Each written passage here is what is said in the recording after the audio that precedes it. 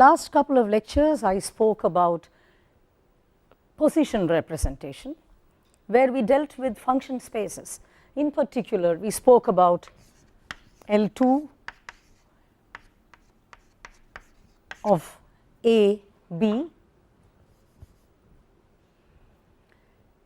and functions in this space are functions of a real variable x, and they satisfy the condition of square integrability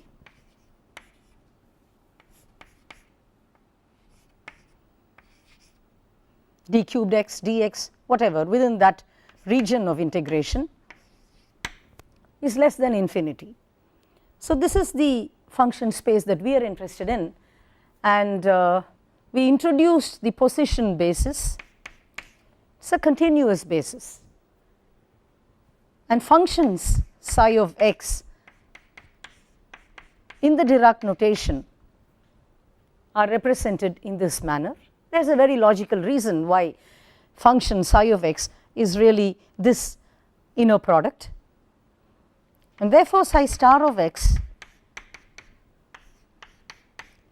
is represented in this manner.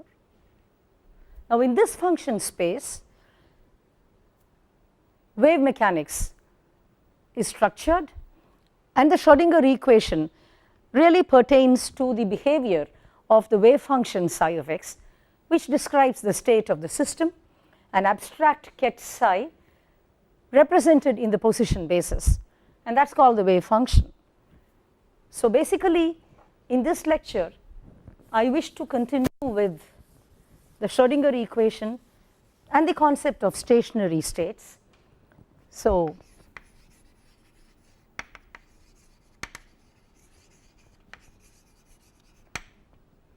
the Schrodinger equation. So there we are, and we stopped at a point where we said that if psi were a function of x and time, and this is in one dimension, one space dimension, for a free particle moving in one dimension, a free particle of mass m,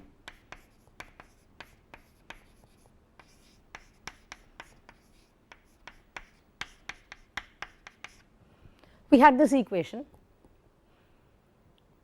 and this allowed for plane wave solutions. So basically psi of xt was of the form a cos kx minus omega t plus b sin kx minus omega t,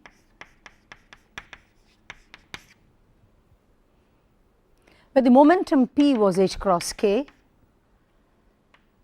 There was an energy E of the particle given by h cross omega. And since in classical physics for a free particle we would have started with this equation,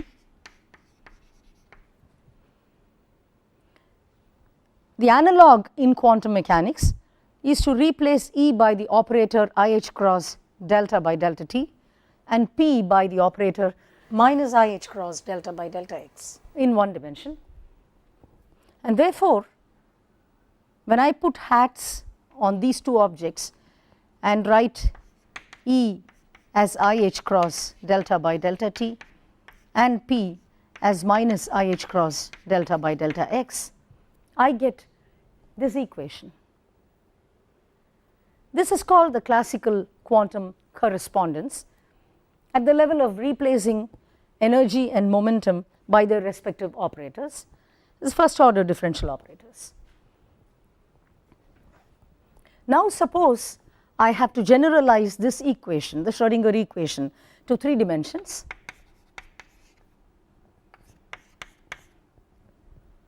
I will now have psi as a function of r, where r has 3 components x, y and z in Cartesians. And since P itself is minus IH cross del, the differential operator here is replaced by del squared. Where you had delta by delta x, you now have del squared. So, this is the equation for a free particle of mass m moving in 3 dimensions. It is free, therefore, there is no potential term. Now, suppose there were a potential term. Let us go back and look at how we got this. In classical physics, the total energy would be the kinetic energy plus the potential energy. This is in the position representation. So, the potential is going to be a function of x in 1 dimension, for instance, and therefore, if I now put in this potential and write the Schrodinger equation for a particle of mass m and momentum p subject to a potential v of x, I have the following. Now, in 1 dimension,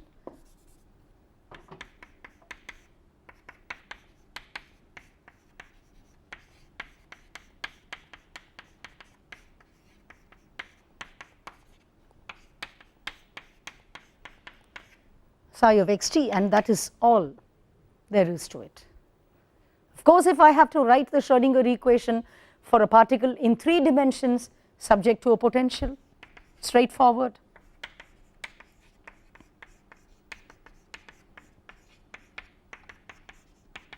Del squared now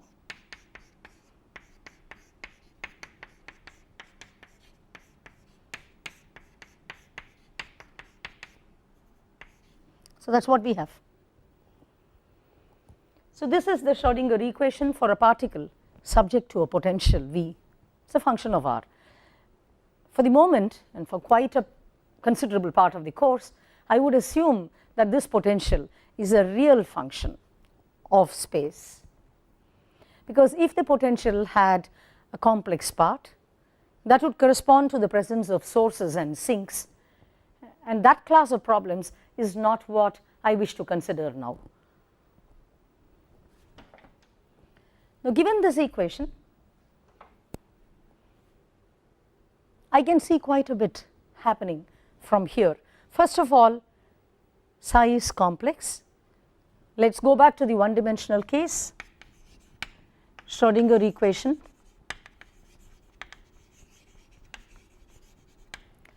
particle subject to potential V of x.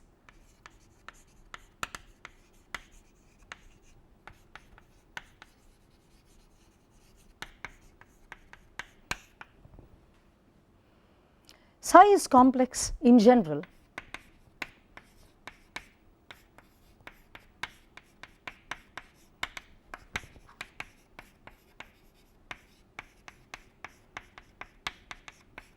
So, I have the following equation, and then I have an equation for the complex conjugate, which reads minus IH cross delta psi star by delta t. This is minus h cross squared by 2m delta 2 by delta x squared psi star of x t. V is real, and therefore, I have this equation. Explicitly, there is an I that is occurring, and in that sense it differs from the diffusion equation. Otherwise, there is a correspondence between the Schrodinger equation and the diffusion equation, but there is this I that is present there and that is the speciality of the Schrodinger equation.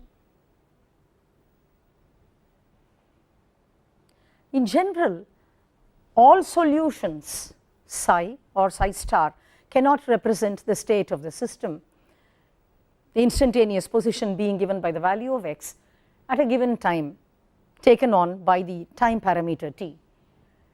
Psi has to satisfy certain boundary conditions, and it is clear that since we are looking at systems where the probability of existence of the system is 1 and mod psi squared is the probability density, and we require this between the limits of dx to be 1, that is the total probability to be 1, it is clear that the wave function psi and therefore psi star have to belong to L2, to the space, to the linear vector space L2, the space of square integrable functions.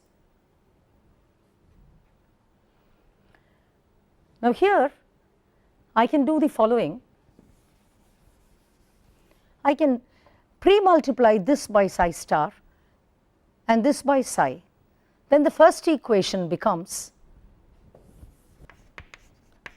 IH cross psi star delta psi by delta t. I could do it in 3 dimensions if you wish, and therefore let me just do it in 3 dimensions. I would not write the argument r of t minus h cross squared by 2m psi star delta 2 psi by, or del squared psi now, because we are in 3 dimensions, plus psi star v psi. That is my first equation. The second equation, I can just multiply this by psi, and I have minus IH cross psi delta psi star by delta t is minus h cross squared by 2m psi del squared psi star now plus psi v psi star. That is my second equation. Now remember that psi is a function of x, scalar function of x, and so is v in the position representation. For instance, if you looked at a potential which is quadratic, like in the case of the oscillator, v is half m omega squared x squared, and therefore v of x, v would normally have been an operator, but since this operator x is merely identity times x, v is half m omega squared, the number x, x squared, times identity if you wish, but I am going to suppress that, and I just write v as half m omega squared x squared. The point is that these objects commute in general, and therefore if I subtract 2 from 1, I have IH cross psi star delta psi by delta t plus psi delta psi star by delta t is minus h cross squared by 2m psi star del squared psi minus psi del squared psi star, and these two terms, the potential term cancels out. I can always write this as delta by delta t of psi star psi, that takes care of these two terms, is minus h cross squared by 2m IH cross, and that just gives me a minus h cross by 2m I, which gives me an IH cross by 2m. So I have an IH cross by 2m psi star del squared psi minus psi del squared psi star. This is what I have. Now this looks like a continuity equation, because I can bring this to the other side, and I have delta by delta t of psi star psi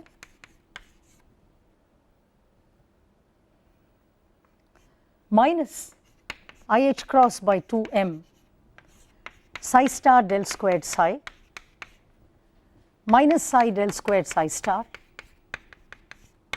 equals 0. Define the quantity S, which is a vector, as minus IH cross by 2m psi star del psi minus psi del psi star. It is a 3-dimensional vector. It is a vector under rotations in 3 dimensions, because the gradient operator has a vector sign on top of it, and then this equation simply becomes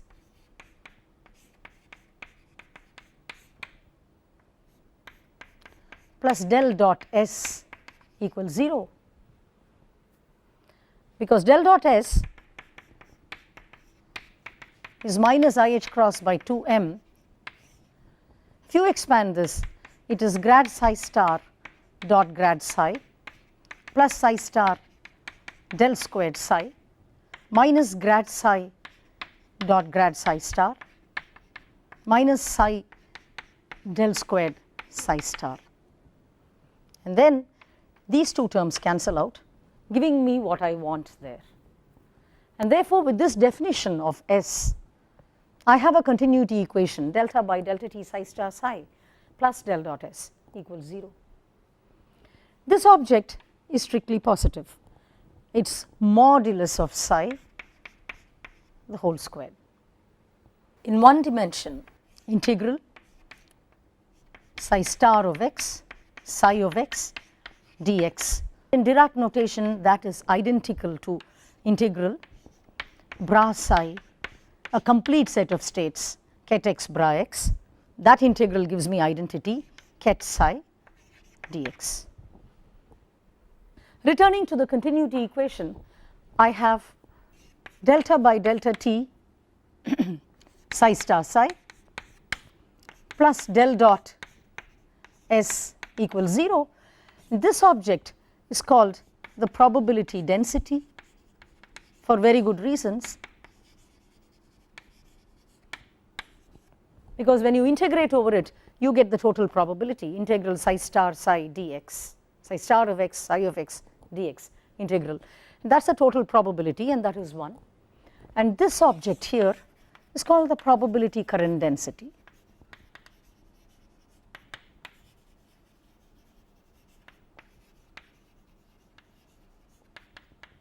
Because it is a vector. This is analogous to the equation that you might have seen when you did a course on electromagnetic theory, where given a static distribution of given a distribution of charges with charge density rho and current density j, delta rho by delta t plus del dot j was equal to 0, and that was the continuity equation that you had there.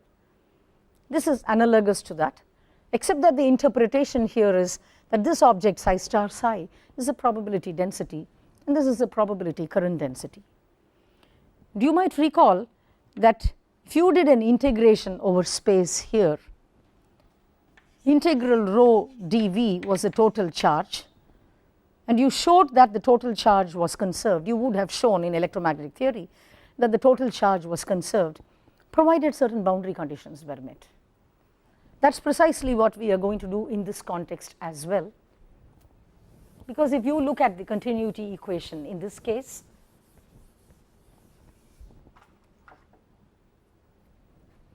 and do an integration over x or over the volume, because we are now doing it as a 3-dimensional problem,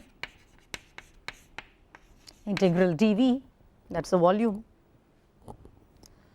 plus integral del dot S dV, that is elementary volume, that quantity is equal to 0.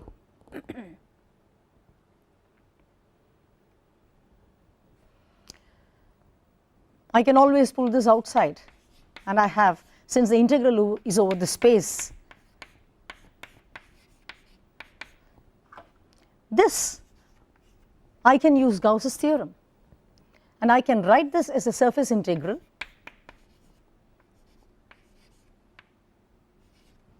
where d sigma is an elementary surface area, n is the unit normal, and S dot n is a component of S along the direction n perpendicular to the surface. So this quantity is equal to 0. The fact that the total probability that is the interpretation in quantum mechanics, the fact that the total probability does not change in time, that if you normalize the wave function such that the probability, the total probability is 1 at a given time, the total probability that the system exists does not change in time. That implies that delta by delta t of this quantity is 0, which means that this surface integral should vanish, and indeed it does, because of the boundary conditions, because S is essentially psi star grad psi minus psi grad psi star, and since this is a surface boundary, this is the entire volume, the surface boundary is again at infinity. So the requirement is that the wave function and the derivative, the first derivative of the wave function, vanishes at infinity, space infinity. That will see to it that S vanishes sufficiently fast so that this term drops out, and I have delta by delta t of the total probability is equal to 0, which means that probability is conserved. The statement that probability, total probability is conserved holds for all instants of time. So that's what we see here, and therefore this automatically takes care of the boundary conditions for solving the Schrodinger equation. The boundary conditions are the following: the wave function and the derivative go to 0 sufficiently fast as at space infinity. So in one dimension, psi of x and delta psi by delta x, in one dimension they go to 0 sufficiently fast as x goes to plus minus infinity, and so on. So these are the boundary conditions. So when we work with the Schrodinger equation, it is really the fact that probability should be conserved, the total probability should be conserved, which gives rise to this boundary condition that the wave function vanishes at plus minus infinity, space infinity. If you are talking about one dimension, at x is plus minus infinity, and as x goes to plus minus infinity, the first derivative also vanishes, goes to 0 sufficiently fast. So given these boundary conditions, the Schrodinger equation can be solved because it involves a second derivative with respect to x, and I have two boundary conditions. So we can treat, in the case of the time independent Schrodinger equation, we can treat this as an eigenvalue problem. I will show you how to do that shortly. Impose these two boundary conditions, find the eigenvalues and eigenfunctions. We understand that if the potential is time independent, as is the case here, the case that I have been considering, there are some very interesting states called stationary states. Stationary states, or wave functions which behave like stationary states of the system, which represent stationary states of the system, satisfy the following property. First of all, mod psi squared, the stationary state psi for instance, in one dimension, can always generalize it to 3 dimensions. Mod psi squared is independent of time. All expectation values of observables, relevant observables in the state psi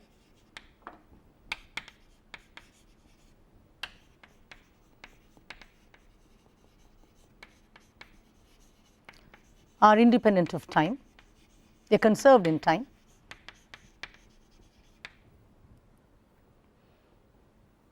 And in general, if you have a stationary state of the system, if the system is in a stationary state, you will find that the energy levels are essentially partially discrete at least. It will not be a continuous set of energy levels. The energy spectrum will at least have some of the levels being discrete. Now, given this, I want to find out how exactly I get stationary states of the system when the potential is time independent. So let us look at the equation IH cross delta psi by delta t. Let us start with 3 dimensions, is minus h cross squared by 2m del squared psi of RT plus V of R psi of RT. Let us see if it is possible to consistently separate psi into a space dependent part and a time dependent part. So we write the wave function psi of RT as some chi of R phi of t. If I do this and feed this back into that equation, I have IH cross, the time dependence does not act on chi, that is my left hand side. The space derivative does not act on phi,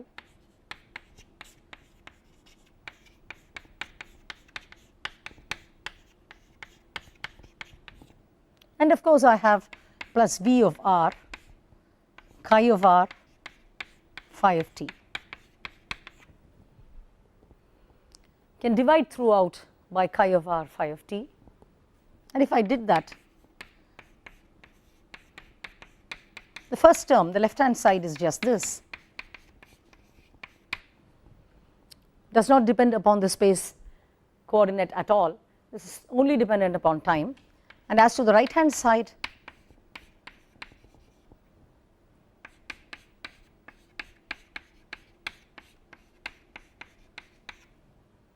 plus V of r. Look at the right hand side, does not depend on time at all. Now if the left hand side does not depend upon the space coordinate r, and the right hand side does not depend upon the time coordinate, time at all, time parameter at all, and these two are equal, it is clear that this is equal to a constant and that is equal to the same constant. I call that constant E. And then I have two equations. The first equation simply says IH cross delta phi of t by delta t is E phi of t. The solution to this equation is very simple.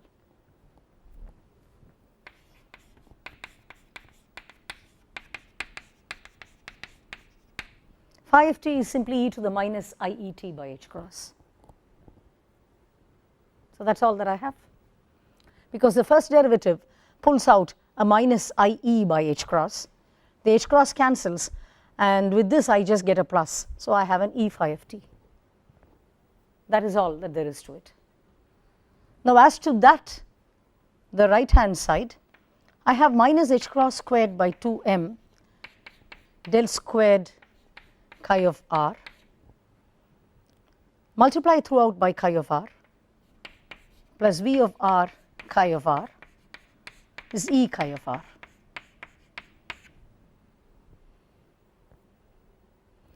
So depending upon the value of E here, depending upon the value of the constant, I am going to have a solution. So I should really be talking in terms of a chi of r for a given value of E, and that is what we will have to solve for given this equation.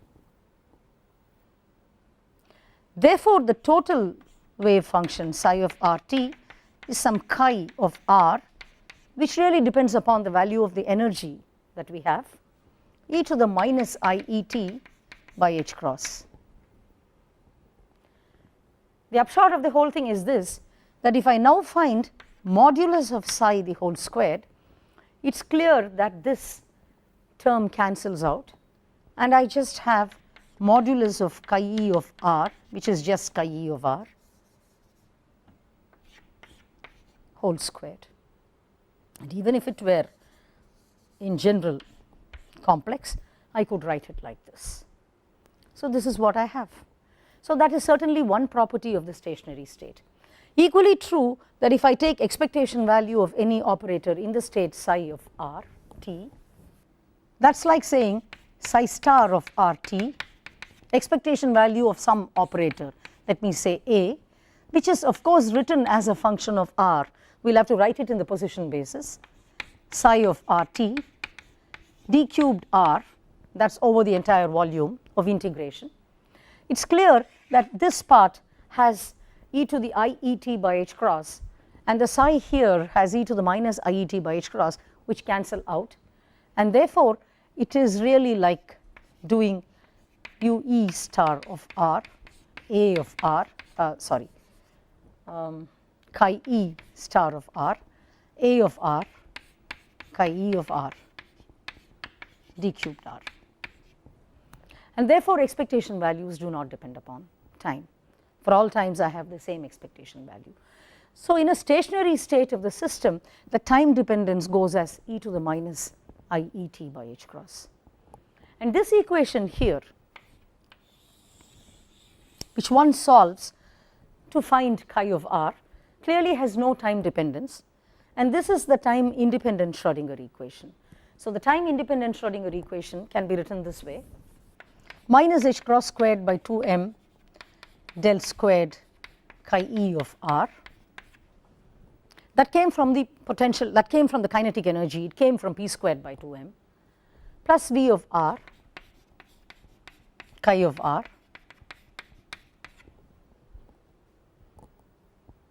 is E chi of r. I could drop the E, simply remember at the back of your mind that corresponding to, this is an eigenvalue equation, and corresponding to a given value of E, you have a wave function chi of r. And since this whole thing here minus h cross squared by 2m del squared plus V of r is a Hamiltonian, there is a potential energy part here and there is a kinetic energy part here.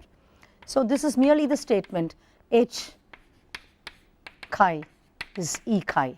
So it's an eigenvalue equation. These are the energy eigenstates written in the position representation, it's chi of r, and corresponding to the energy value here, the actual value of E, you have a chi. So if you have a set of energy levels, could call them E sub n, they are discrete, you have chi sub n of r, where n takes value 0, 1, 2, 3, etc. So corresponding to the energy value E0, there is an energy eigenstate chi naught of r, corresponding to the energy eigenvalue E1, chi 1 of r, and so on. So this is the eigenvalue equation that one likes to solve, and this is really the time independent Schrodinger equation, which is what we use when we deal with stationary states.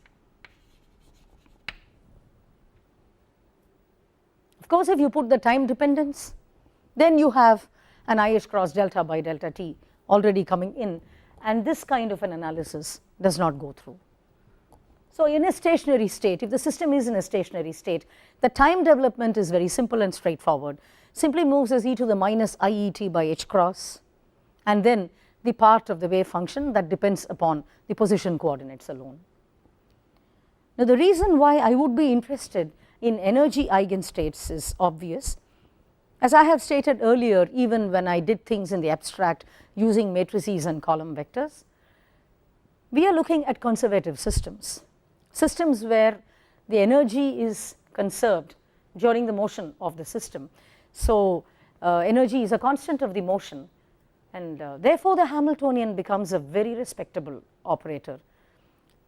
You would really like to choose as your eigenbasis or the basis states in the linear vector space states which are the complete set of common eigenstates of all the constants of the motion corresponding to that situation.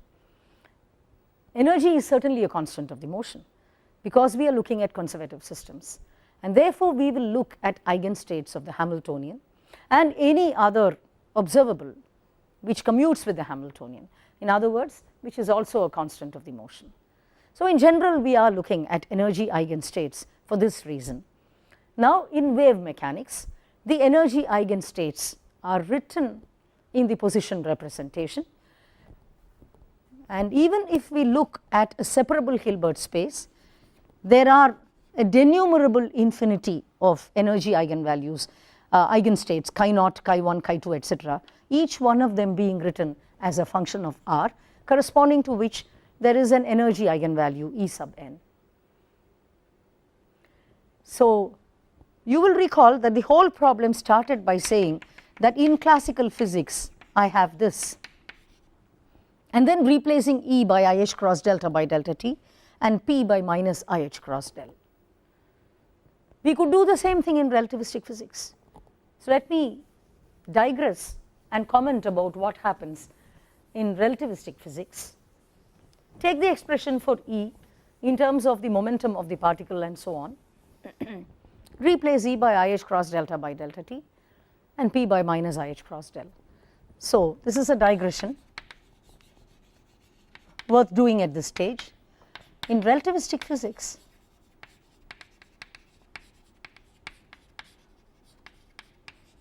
I know that E squared is P squared C squared plus M squared C to the 4, where M is the rest mass of the particle,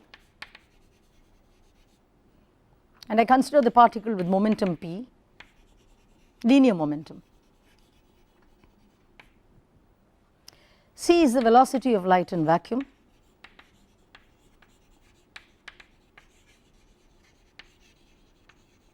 and this is the expression for energy.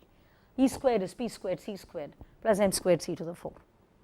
So given this, I simply have to, if I want to do the quantum mechanics of an object which is traveling relativistically, then I take this expression and I write IH cross delta by delta t for E and minus IH cross del for P. So that gives me the following. So that's an E squared, and it's supposed to act on psi of RT because it's now become an operator in quantum mechanics. Is P squared, there is a C squared, so that's a constant which can be pulled out, plus m squared c to the power of 4 psi of RT. So that gives me minus h cross squared delta 2 psi by delta t squared, that's E squared psi, is equal to p squared c squared plus m squared c to the 4 psi. Therefore, I have delta 2 psi by delta t squared minus delta 2 psi by delta t squared. I divide by h cross squared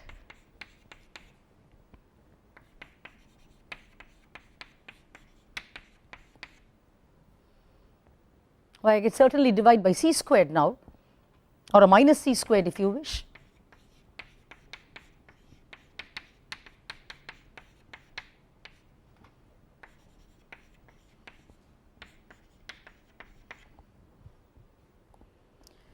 So if I bring the del squared to this side, I just have 1 by c squared delta 2 psi of RT by delta t squared minus del squared psi of RT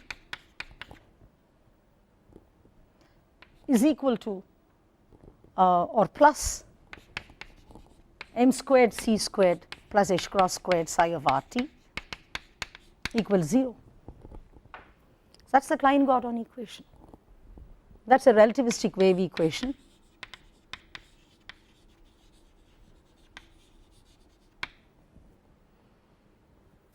For an object with rest mass m moving with momentum p, and the p has been suppressed because I have got an IH cross del replacing the operator p. So this is what I have. The reason why I brought this in, it is a digression to tell you that in all these contexts, simply take the classical expression for energy in terms of momentum, mass of the particle, potential and so on, replace the energy by IH cross delta by delta t, and the momentum, the linear momentum, by minus IH cross del if you are looking at 3-dimensional space, or minus IH cross delta by delta x in 1 dimension along the x axis. And then you get the corresponding equation, the quantum mechanical equation, which one is supposed to solve for the wave function psi of RT. That is by way of a digression. Now returning to the non-relativistic case, which is all that we will be looking at, I have the following. In general, I seem to have a situation h psi equals E psi. Look at this, minus h cross squared by 2m del squared plus v is the Hamiltonian acting on the wave function. In this case I called it chi, is E chi. So the formal solution for psi is e to the minus I h t by h cross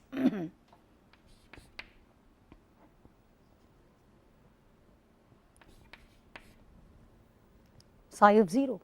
So this is what I have. So let me look at the Schrodinger equation itself. IH cross delta by delta t psi is h psi, and therefore the solution is psi of t is e to the minus IHT by h cross psi of 0. Now one thing is clear, that if I give you psi at the initial time, whatever may be the initial reference time, I can find psi at any other later time without knowing the value of, without knowing what psi was at any time between 0 and t. All I need to know is the initial value psi of 0, and I can give you psi at any instant of time, later time. Don't need to know the value of psi at any time between 0 and the time of interest to me. So in that sense, this is a Markov process.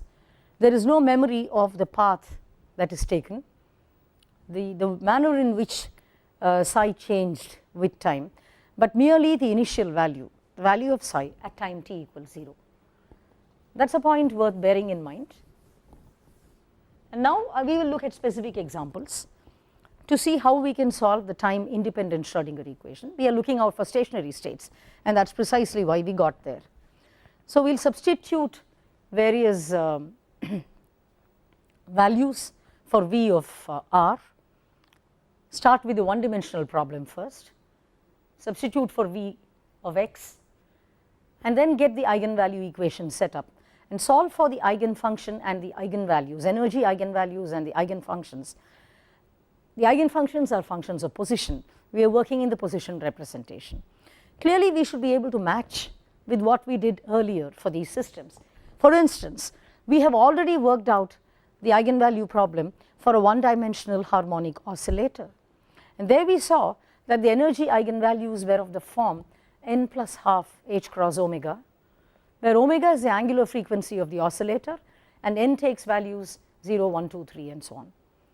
Now here we would, for instance, work out the harmonic oscillator problem in the framework of wave mechanics, which means we solve for an equation like this in the position representation. And so we will substitute V of x in one dimensions. V of x is half m omega squared x squared.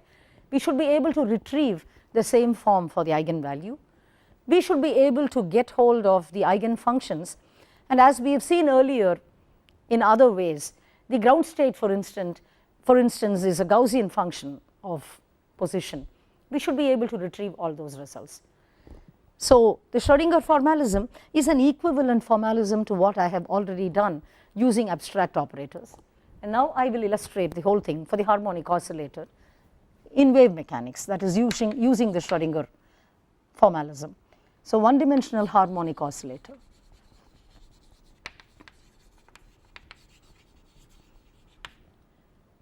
So starting with a time independent equation, we have minus h cross squared by 2m, looking at stationary states of the oscillator.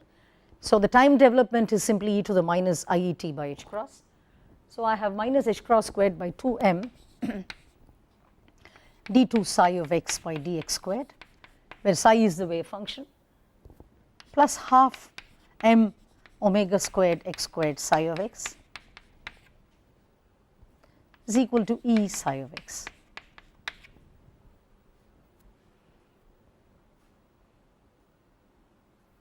So we just have d2 psi by dx squared.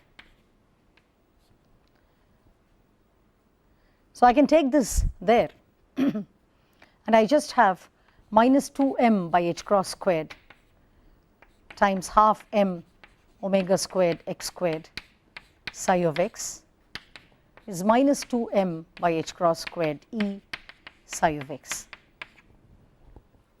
So that just gives me d2 psi by dx squared minus m squared omega squared by h cross squared x squared psi of x is minus 2m E by h cross squared psi of x. When you solve these equations, it is always good to find out what is the length scale, the natural length scale in the problem. You will recall that when I did this using the abstract operator method, I defined A and A dagger, the raising and lowering operators for the harmonic oscillator, and then we had X and P in terms of A and A dagger. And we realized then that root of m omega by h cross has dimensions of inverse length, and that is why we defined x in terms of A and A dagger, which were dimensionless quantities, as A plus A dagger, x was A plus A dagger by root 2 multiplied by an overall root of h cross by m omega. Similarly for P, because root of m omega h cross came out as a coefficient to take care of the dimensions of linear momentum. Now to solve these differential equations, it is good to scale out such dimension quantities. Find out the natural scale in the problem. In this case, it is a length scale. Find out the natural length scale and scale out.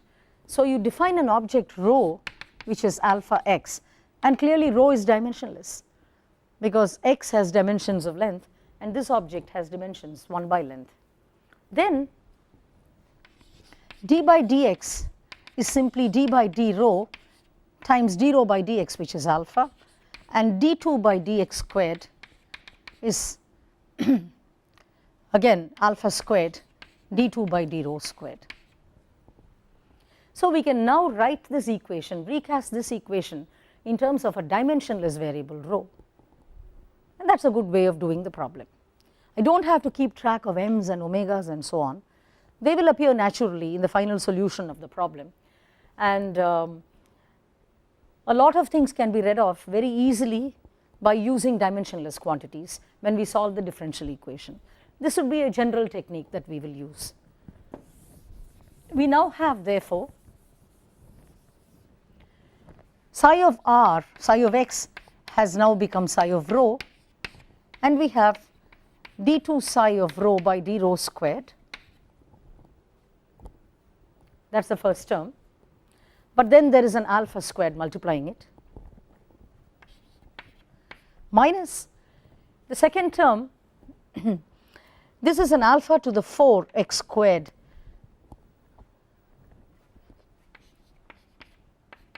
keep it as x squared, we will take care of this later, psi of x which becomes psi of rho. I have to write this also in terms of rho, which I will, because rho is alpha x, so x squared is rho squared by alpha squared.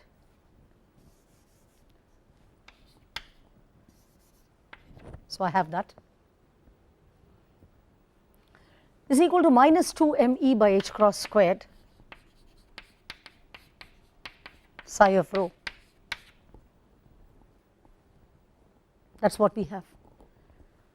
So divide throughout by alpha squared and you have d2 psi of rho by d rho squared minus rho squared psi of rho equals minus 2 me by h cross squared alpha squared psi of rho. So I define lambda, which is 2 me by h cross squared alpha squared. Now you can check that lambda is a dimensionless quantity, and then the equation itself becomes d2 psi of rho by d rho squared plus lambda minus rho squared psi of rho equals 0. So this is the equation that I have to solve, and the idea is to find out the value of lambda, the values that lambda can take, and the possible admissible solutions psi of rho. This is the manner in which we will approach the problem, and it's a good place to stop. We will take it up from here in the next class.